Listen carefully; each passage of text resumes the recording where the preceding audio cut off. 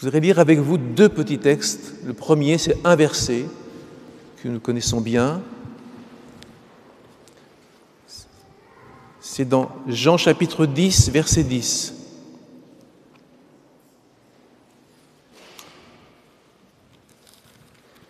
Jean 10, 10.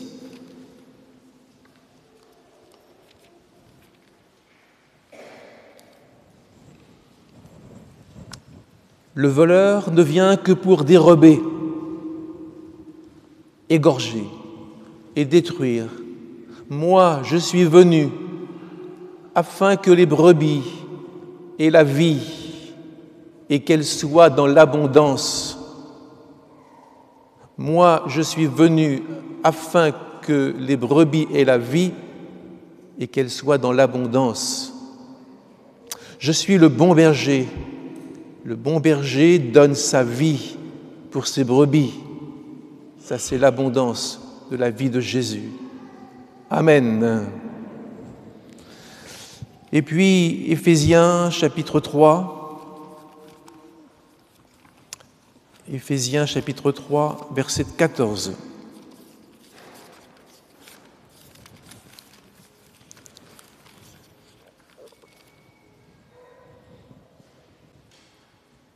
Je fléchis les genoux devant le Père,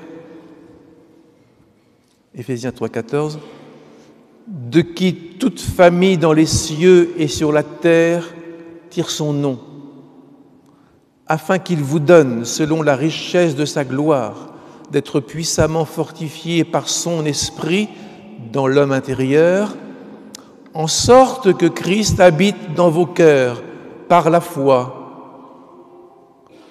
afin qu'étant enracinés et fondés dans l'amour, vous puissiez comprendre avec tous les saints quelle est la largeur, la longueur, la profondeur et la hauteur, et connaître l'amour de Christ qui surpasse toute connaissance, en sorte que vous soyez remplis jusqu'à toute la plénitude de Dieu, l'abondance.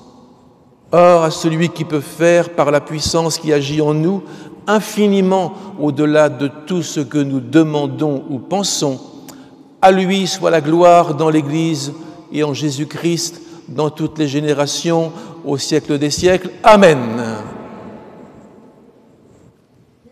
Bénis ta parole, Seigneur,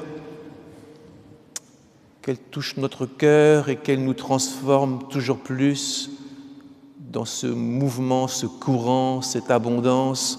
Amen. Je suis venu afin que mes brebis aient la vie dans l'abondance. Dieu nous promet de nous donner l'abondance et nous avons un bel exemple de ce qu'il sait faire. La création, que les eaux produisent en abondance des animaux vivants et les océans grouillent, les rivières grouillent, la terre, les arbres, tout est rempli de cette vie extraordinaire. Et moi, je suis venu pour que mes brebis, vous soyez dans l'abondance. Dieu nous grave dans notre cœur la notion de cette abondance qui vient des mains et du cœur de Dieu. Pas que nous réduisions notre Dieu à un petit Dieu. Quand je vois les étoiles, au commencement, il y a très longtemps, les êtres humains ont commencé à compter les étoiles. Ah, quelqu'un un jour a dit 2000. J'ai compté 2000 étoiles. Ouh, il était loin du compte. Et plus nous allons, plus nous regardons le ciel, plus nous voyons que les étoiles n'ont pas de chiffre. C'est l'infini. Il n'y a pas de fin. Il n'y a pas de fin. Ça dure toujours. Et quand il a parlé à Abraham, il a dit compte les étoiles, Abraham, si tu peux. Si tu peux. Ainsi sera ta descendance. Abraham a dû prendre sa calculette, 2000. Non, il y en a des milliards de milliards. L'abondance de Dieu dans tout ce que Dieu fait. Je voudrais que vous graviez ça dans votre cœur et dans votre mémoire, dans vos prières. l'abondance dans tout.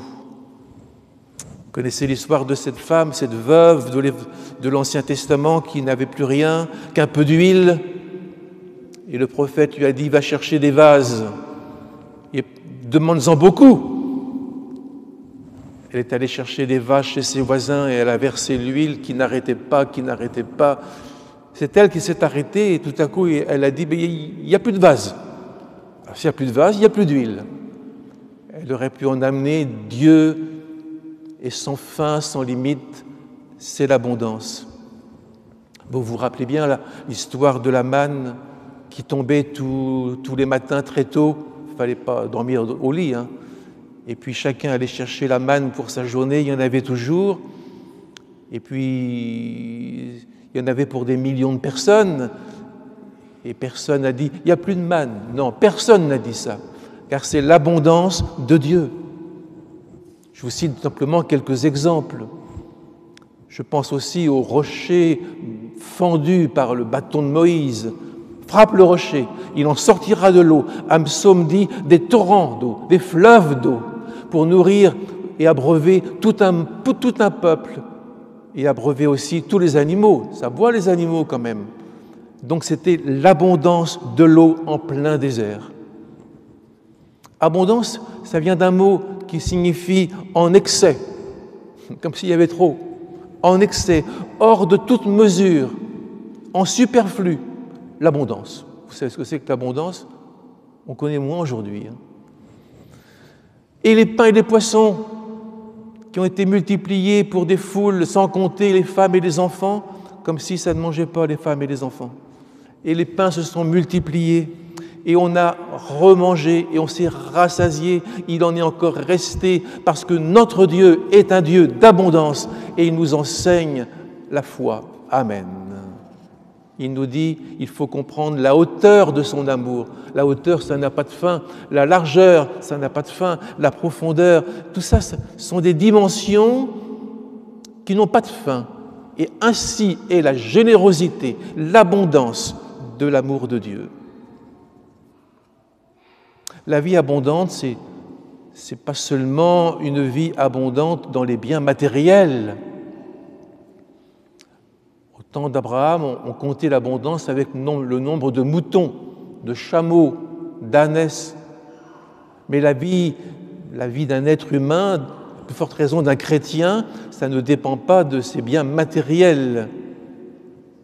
La vie d'un homme, dira Jésus, ne dépend pas de ses biens, même s'il est dans l'abondance. Il y a donc une autre abondance. Vous vous rappelez le jeune homme riche de l'Évangile, qui était très riche, très beau, très vertueux, il avait toutes les qualités pour plaire, ce jeune homme.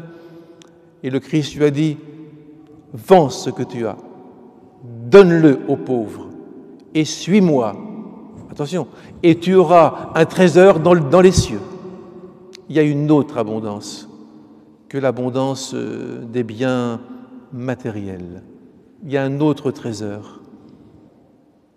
La vie, c'est une vie de qualité et une vie de quantité, mais il y a la qualité aussi, c'est connaître Dieu et connaître en fait sa vie et le sens de son existence.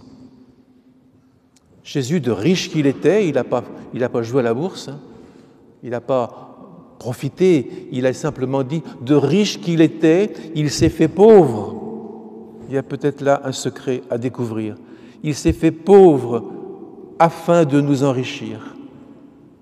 Ah, et le plus grand, le meilleur, Salomon, qui a tout expérimenté, il a tout essayé, il était dans une richesse sans nom et sans fin. Et qu'a-t-il dit à la fin de sa vie? Vanité des vanités, c'est du vent, ça ne sert à rien. Il y a une autre richesse, une autre abondance.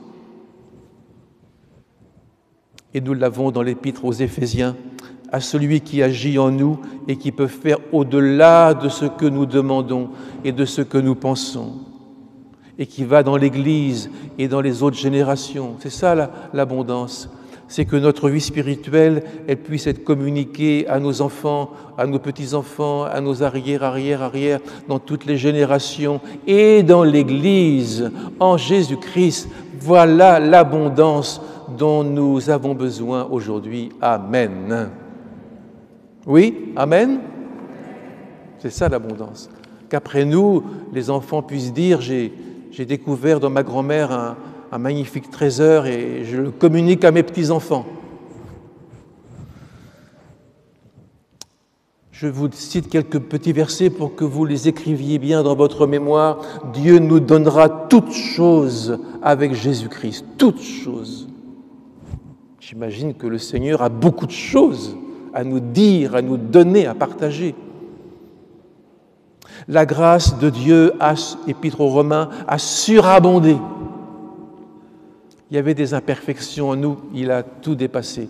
Il y avait des défauts, des péchés, des travers lamentables, il a tout dépassé. Il nous a fait à son image, il nous a comblés de sa grâce. Et le Saint-Esprit a été répandu en abondance dans notre vie. On a passé peut-être la dimension de ça, la mesure de ça, et nous sommes devenus des héritiers de Dieu avec Jésus-Christ. L'abondance. Amen. L'Épître aux Éphésiens nous dit qu'il y a les richesses incompréhensibles de Christ. Pourquoi incompréhensibles? Ça dépasse l'intelligence, ça dépasse nos calculs, ça dépasse nos mérites, de tout ce qu'on peut avoir. Richesses incompréhensibles. Alors, on a des capacités. On est même capable de pardonner 70 fois, 7 fois. Ça fait combien, ça? La calculette. 70 fois, 7 fois. C'est beaucoup, hein? On a la capacité de l'abondance dans le pardon.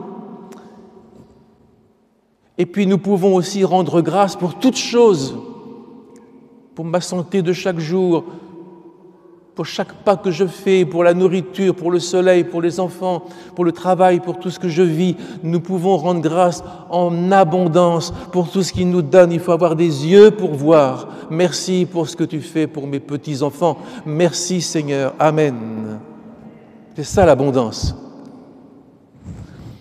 La vie abondante, tout un processus d'apprentissage. On apprend. On apprend à voir, on apprend à compter. On apprend à mesurer l'importance de notre vie. On apprend aussi dans des échecs, oui, dans des nouveaux départs, oui. On refait le point, oui, mais on continue et on avance dans une abondance qui nous dépasse. Toutes choses, vous connaissez bien ce verset de Romains chapitre 8, toutes choses concourent, participent au bien de ceux qui aiment Dieu, de ceux qui sont appelés selon son projet. Tout va pour l'abondance. Chaque expérience humaine fait partie du projet de Dieu, du plan pour notre salut, pour nous apprendre. Les persécutions, les souffrances, les échecs, le Saint-Esprit, nos faiblesses, tout ça, ça aide, ça fait partie de ce projet de Dieu de nous donner. À travers tout ça, il nous donne l'abondance. Amen. Oui. Quand la famille de Jacob est arrivée en Égypte sans rien, avec un baluchon sur le dos, ils avaient faim, ils étaient dans l'inquiétude. Et peut-être que là, ils se sont dit à table le soir, on a raté quelque chose, les enfants. On va dans un pays qui n'était pas pour nous, un pays méchant, un pays vulgaire. Toutes choses concourent au bien de ceux qui aiment Dieu, et nos chemins parfois un peu tortueux, difficiles, où on semble se perdre dans les déserts, toutes choses concourent au bien. Il ne faut pas nous arrêter aux choses extérieures, à ce qui est visible, au matériel. Toutes choses font partie du bien pour que Dieu nous donne l'abondance. Oui, il fallait aller en Égypte. C'était une étape, une étape. Vous passez actuellement par des choses difficiles, c'est une étape. Vous vous demandez où ça va vous conduire tout ça et vous ne comprenez pas très bien le sens des choses. Ce sont des étapes pour vous conduire beaucoup plus loin dans une abondance de biens. En Égypte, ça n'a pas été facile, mais là, ils ont commencé à entrer dans le projet de Dieu, dans la grâce de Dieu, la puissance de Dieu qui ouvre la mer Rouge, qui fait tomber la manne et qui conduit son peuple à travers les déserts. Seigneur, je crois que tu peux nous conduire à travers nos déserts. Amen. Toutes choses concourent, abondance, au bien de ceux qui aiment Dieu. Oui, c'est pas facile toujours à voir. Aujourd'hui, nous voyons d'une manière un peu obscure, on ne voit pas. Jacob, le soir, chez lui, il devait dire à ses enfants, on ne comprend pas très bien ce qui se passe, mais faites confiance les enfants, le Seigneur, il a tout en main, allez, on continue. On ne comprend pas toujours très bien. Nous voyons, dit l'apôtre Paul, d'une manière obscure, comme un miroir. Le miroir, autrefois, c'était du métal qui était poli, qui était bien peaufiné, et on voyait un petit peu le portrait, on voyait un petit peu les choses, mais mal. Nous voyons mal aujourd'hui, comme à travers un miroir. Nous gémissons parfois, nous ne comprenons pas. Mais Seigneur, renouvelle notre intelligence de la vie pour que nous sachions que là où nous sommes, tu agis. Là où nous sommes, c'est un chemin de Dieu. Là où nous sommes, même dans la difficulté, c'est une étape pour nous. C'est nécessaire pour la suite. Il faut continuer. Que Dieu vous bénisse. Amen. Je vous le dis, je vous le redis. Nous sommes probablement à la veille d'une catastrophe majeure, avec le réchauffement climatique notamment. Mais le Seigneur a dit, ne vous inquiétez de rien. Ne vous inquiétez pas du lendemain, car le lendemain, demain, aura soin de lui-même. Dans ce temps particulier que nous traversons, un temps de détresse, je pense que l'Évangile ne bouge pas d'un seul « i ». Vous le croyez? Vous ne le croyez pas? Je recommence. On ferme la Bible, on va tout recommencer. Au commencement, Dieu créa les cieux et la terre. Oui, dans le temps de détresse que nous traversons, l'abondance de Dieu est en nous. Et Dieu est riche en miséricorde, riche dans ses projets, parce que Dieu n'arrêtera pas son projet. Il n'y a pas de vacances pour Dieu. Il n'arrête pas les projets qu'il a commencés, même dans les temps les plus difficiles. Dieu agit en nous, il bouillonne en nous. L'abondance, c'est dire chaque jour, Seigneur, c'est difficile ce que je vis avec mes enfants, mon mari, ma femme, mon travail, ma santé. C'est difficile, mais le Seigneur est mon secours. Je n'aurai pas de crainte. Que peuvent me faire les hommes? Le Seigneur est mon secours. C'est difficile, mais comme l'apôtre Paul disait, j'ai appris à être content dans l'humiliation, dans la pauvreté, dans l'abondance. J'ai appris à être content. Seigneur, merci pour tout ce que tu nous donnes. Amen. Ce matin, nous avons l'occasion de prier pour dire merci pour toutes choses. Vous savez, il y a des abondances qui ne sont pas vraiment des abondances. Je pense à la maison pleine de viande, de livres des proverbes. Vous savez, vous connaissez les proverbes. Il faut les lire parce que c'est une richesse pour les jeunes, pour tout le monde. Extraordinaire. Et dans ce livre des proverbes, il y a la maison qui est pleine de viande. Il y a de quoi manger. Il y en a peut-être sous le lit, dans les armoires, dans les frigidaires, partout il y a de la viande. Mais il y a beaucoup de disputes aussi. Donc la viande, elle a un goût amer. On ne mange pas bien, on n'est pas bien. Il y a des abondances qui ne sont pas des bénédictions. Trop de viande, pardonnez-moi, trop de choses, et puis des disputes. Alors là, la maison où il y a des disputes, plus rien ne passe. Bon. Alors, faut écouter l'histoire de Jésus quand il parle de cet homme riche qui avait beaucoup, ses terres avaient beaucoup rapporté et qui accumulait des trésors et qui ne savait plus où les mettre. Alors il a démoli ses greniers, il en a reconstruit d'autres. Puis là, il a dit, bien maintenant, mon âme, repose-toi, mange, bois, réjouis-toi, fais la fête, sors avec tes copains, et puis maintenant tout est bien. La nuit, il y a eu un cri dans la maison, le Seigneur a dit « insensé ». Insensé, ça veut dire « t'es pas dans le bon sens, t'es pas dans le sens de la vie ». Insensé, cette nuit même, ton âme te sera redemandée. Ce sont des fausses richesses. Et Jésus ajoute, il était riche pour lui, il n'était pas riche pour Dieu. La vraie richesse, c'est la richesse du Seigneur. C'est la richesse pour le Seigneur. C'est faire des choses pour le Seigneur. C'est donner pour le Seigneur. Le Seigneur, il ne va pas par quatre chemins, hein. Il a dépouillé un peu ses apôtres de toutes les illusions d'abondance.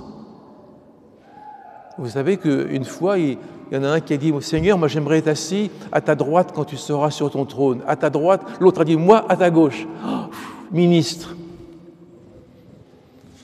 Ouais. Alors le Seigneur, il a dépouillé ses apôtres des fausses richesses. Il a dit « Vous allez partir maintenant. Ne prenez pas d'heures dans vos ceintures, ne prenez pas d'argent, ne prenez pas 2 tuniques, ne prenez pas 2 bâtons, rien. Partez sans rien, vous recevrez une puissance et tout sera à vous. » Je vais terminer en vous disant la parole de sagesse de l'apôtre Paul. Nous n'avons rien. C'est pas l'abondance, ça. Et nous possédons toutes choses. Et nous en enrichissons plusieurs, pas avec des sous, avec des paroles, des compassions, une présence, de l'amitié, des consolations. Le monde a besoin de ça. Il a besoin de cette abondance intarissable des gens qui savent dire, même quand parfois ils n'ont pas le moral, on leur annonce des mauvaises nouvelles, mais ils savent écouter quelqu'un qui pleure, quelqu'un qui a besoin d'un mot d'encouragement. Ils savent écouter. Ça, c'est une autre abondance. Nous n'avons rien, dira l'apôtre donc, et nous possédons toutes choses. Je vais finir avec un mot. Vous devinez lequel? Ma grâce. Après? Redites-le plus fort parce que je ne l'ai pas entendu. Ma grâce. Voilà. L'apôtre Paul, il n'a pas été enrichi par des moutons, des chameaux. Il n'avait rien. Il disait, si vous avez le vêtement et le pain, ce sera bien, ce sera déjà bien. Voilà les apôtres. Balayeurs du monde, disait l'apôtre Paul. On est peu de choses, mais l'essentiel, c'est que la grâce soit avec nous. Amen. La grâce, ça veut dire le pardon, la protection, la bénédiction, ça veut dire une présence, Dieu avec nous, qui sera contre nous. Amen. Je prie le Seigneur pour vous.